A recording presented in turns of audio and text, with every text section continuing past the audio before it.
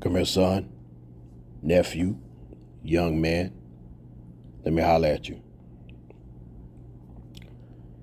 In this internet age, this microwave, I need everything right now society. Because everything's on the internet, people are more concerned with appearance than they are with quality or making sure things are done right, making sure that things last. A subsection to that part would be understanding long-term consequences versus benefits, and just being superficial overall. When you're trying to make sure everybody sees something and you put all your effort and life into appearance, you as a person and your works run the risk of lacking substance. So then you attract people with no substance, other things and opportunities with no substance. And I think this concept goes hand in hand with time, because quality takes time to build, quality takes time to make, quality takes time to develop. In the short, I told you could apply this to any principle in life. Don't believe me? Well, you can take a test real fast that you didn't study for or mark anything. You probably look smart until those grades come out. You can meet a female and start throwing up statuses about how you're dating someone and how you've met the love of your life, but since there's no quality and there's no time going into it, then what you're doing long term, it may not be there long term.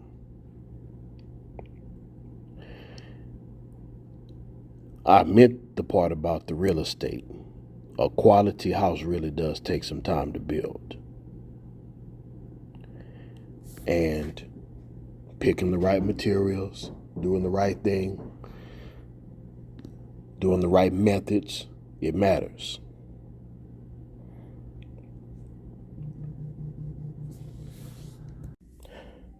Older houses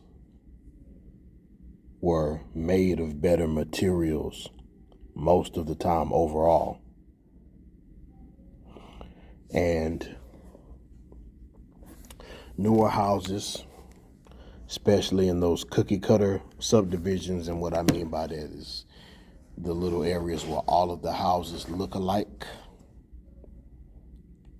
those houses are unfortunately quite often made of inferior materials and made by a deadline to go with zoning, planning, release dates, and or open house dates, or whatever the case may be. They need to have the curb appeal, but folks aren't looking at the build quality sometimes, especially buying now with these inflated prices. I don't know what people are thinking. Right now, if you go and buy a house, at one point I saw houses doubling in value, going up a whole third of the value. What do you profit if you bought a house for 30% more than what it's worth? When the market goes back to normal, you have zero equity, maybe even negative equity, but I digress. Anyway, the point I'm trying to make is literally you can apply this to real estate. I've had some situations in life and people aren't quite understanding this. I learned early in life, and I knew better, but I didn't do better. I wasn't the most popular person. I was a pretty good athlete, talking about my childhood. But the first young lady who really, really, really liked me wasn't what people would call pretty. As a matter of fact, even my own dad, he was like, hey, you can't talk to big girls, son. We're not going to do that here. this girl loved me just because. I used to wear regular looking clothes, and I didn't have the Jordans and all that kind of stuff because my folks didn't believe in buying all that. I had to start making my own money after they started monetizing my academic success. And once I started playing some serious basketball, then my parents bought $100 shoes and stuff like that. But before that, that wasn't going to happen. But anyway, once I started realizing, oh, okay, these are the social cues that you have to take and give if you want the quote unquote prettier girls. But, I had somebody who genuinely cared about me from a very young age, would have did anything I asked, would have waited as long as I need for anything, whatever the case may be. And I let appearance cause me to lose out on somebody. And I'm not saying you should be getting married at no young age or nothing like that, but I knew what I had. Even in my teens, I knew it.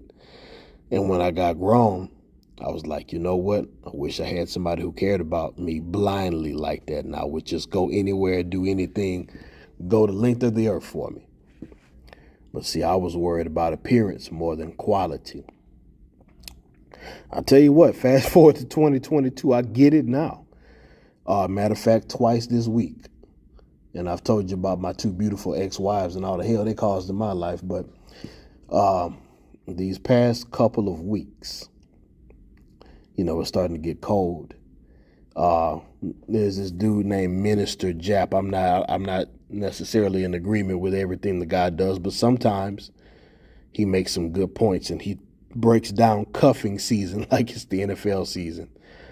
So the summertime, that's free agent time. The hot girl summers, that's free agent time for these females. Then the first Halloween party, or not first, but Halloween parties, those are like that's the preseason. Because what's happening is, again, this appearance thing. These women are trying to show up on some pictures with a guy. And it's cold outside, maybe try to snuggle up to somebody too, maybe even get some bills paid to subsidize Christmas and all this good stuff. So then November, Thanksgiving, girls are bringing guys home for college and inviting, women are inviting men over for to meet their families around Thanksgiving and all that good stuff. That's the regular season. So then Christmas is the playoffs. And all of that is in preparation for the championship and All-Star weekend, which is Valentine's Day. So these, so people can be online showing what they got and who they're with and all that stuff. But then March comes around, it starts getting a little warm. You already paid for all that stuff that you had to finance for Christmas and took all your pictures and stuff like that. And now it's hot girl summer again, and they start acting crazy with you and creating arguments so they can get back there in them streets.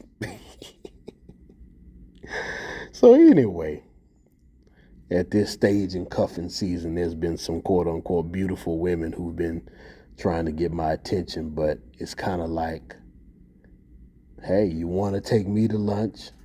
Or could you buy this for me? Or I would like to go here. I would like this, or can I have this? It's always gimme, gimme, gimme with these types of chicks. They want you to approach them, improve yourself, and go up the ladder that they want you to go up to access them. But, I've learned to operate a little bit different, and I got a mission and vision in life, and I'm going in that direction. So I don't let women steer me off my path of where I need to go and what I need to do.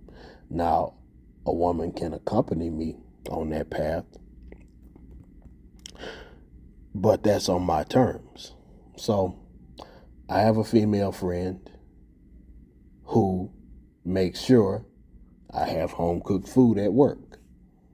But then I got these other women like, are you going to take me out and buy me something? And I'm not a rude guy. I'm not, engaging in conversation. I just kind of smile and go on about my business. But, I'm looking at, I deal with females who can bring value to me, quality for me and the purpose God put me here for. God put Adam here and said, hey, it's not good for you to be alone. I'll make a suitable helper for you. Now, granted, people feel like that's an antiquated model or like an older house. But like I told you, I like older houses because it's a time-tested model. And hey, people can do the whole 50-50 thing. You even got some stay-at-home husbands and all kind of stuff like that out there. Cool. I'm not stepping on anybody's toes or telling anybody what they shouldn't do. I'm just commenting on what I do in this particular case. So anyway, needless to say, or hopefully it's needless to say, I'd rather entertain the company of the female friend who is helpful, who iron my clothes and cook and clean and, do nice things for my children and actually likes me for me and actually tries to benefit me.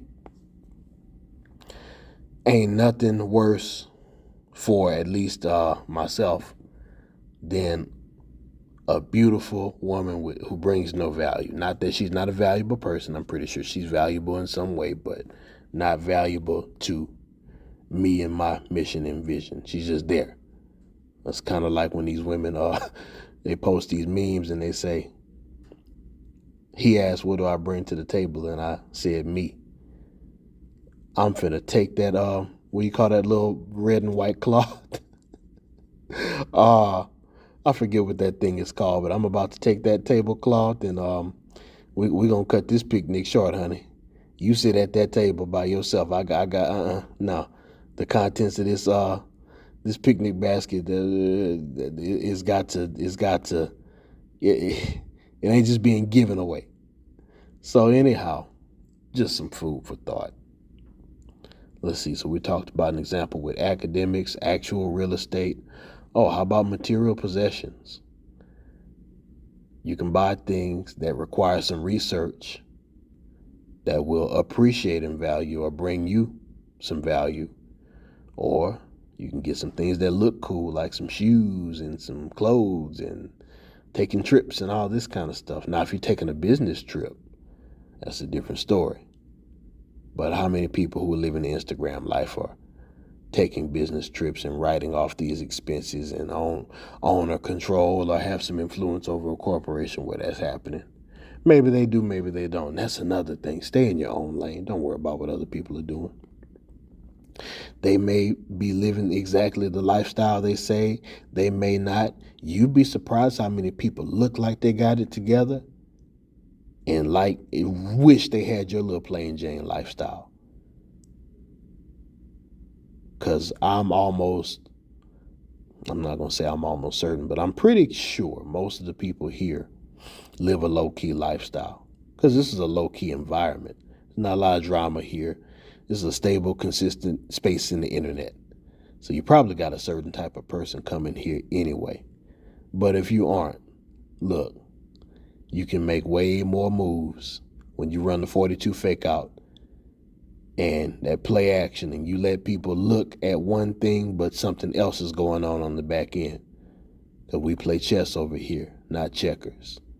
And part of playing chess is understanding that you don't just come out flying with the queen everywhere and don't know what you're doing. That looks cool, but it's going to get picked apart real quick. You develop a sound strategy, 3 to 5 steps ahead, move with a strategy, analyze your opponent, analyze your progress and what you're doing, make adjustments. So that's what I mean when I say, hey, I like those good old-fashioned houses versus this new stuff. Nothing's wrong with doing things in a new way if new is more effective. But like that old TLC song, Waterfalls. Don't go chasing waterfalls, man. Stick to the rivers and lakes that you used to. He who hath an ear, let him hear. Your subscription is appreciated. as well as your comments. Hit the like or the dislike button. And as always, never lose the will to win and never lose the will to survive.